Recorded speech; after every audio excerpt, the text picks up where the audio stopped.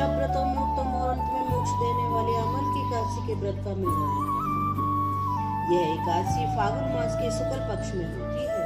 इस व्रत के करने से समस्त पाप नष्ट हो जाते हैं। इस व्रत का पुण्य 1000 गोदान के बराबर है। अब मैं आपसे एक पौराणिक कथा कहता हूँ, ध्यान पूर्वक सुनिए। एक वैदिक नामक नगर में ब्राह्मण, क्षत्रिय, वैश्य और शूद्र चारों वर्ण आनंद सहित रहते थे। वहाँ पर सदैव बेदम की पूजा करती थी। पापी, दुराचारी और नास्तिक कोई नहीं था। उस नगर में चैत्रथ नाम का चंद्रवंशी राजा राज्य करता था, जो अत्यंत विद्वान तथा धार्मिक था। सभी नगरवासी विष्णु भक्त थे और आबाल, वृद्ध, स्त्री, पुरुष एकादशी का व्रत किया करते थे। एक समय फागुन मास के शुक्ल पक्ष की अमल की एकादशी आई। उस दिन राजा, प्रजा तथा बाल वृद्ध सबने हर्षपूर्वक व्रत किया।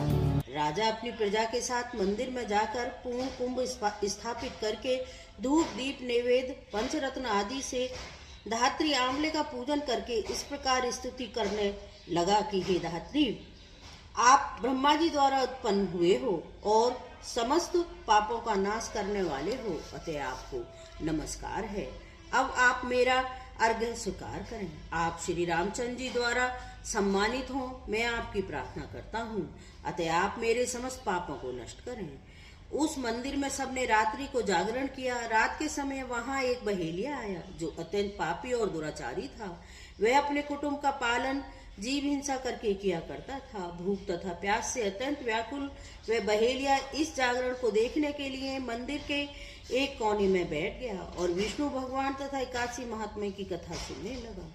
इस प्रकार अन्य मनुष्यों की भांति उसने भी सारी रात जागकर बिता दी। प्रातःकाल होते ही सब लोग अपने अपने घर चले गए, तो बहेलिया भी अपने घर चला आया। घर आकर उसने भोजन किया। कुछ समय बाद उस बहेलिये की मृत्यु हो गई, परंतु उस अमल की एकादशी हुई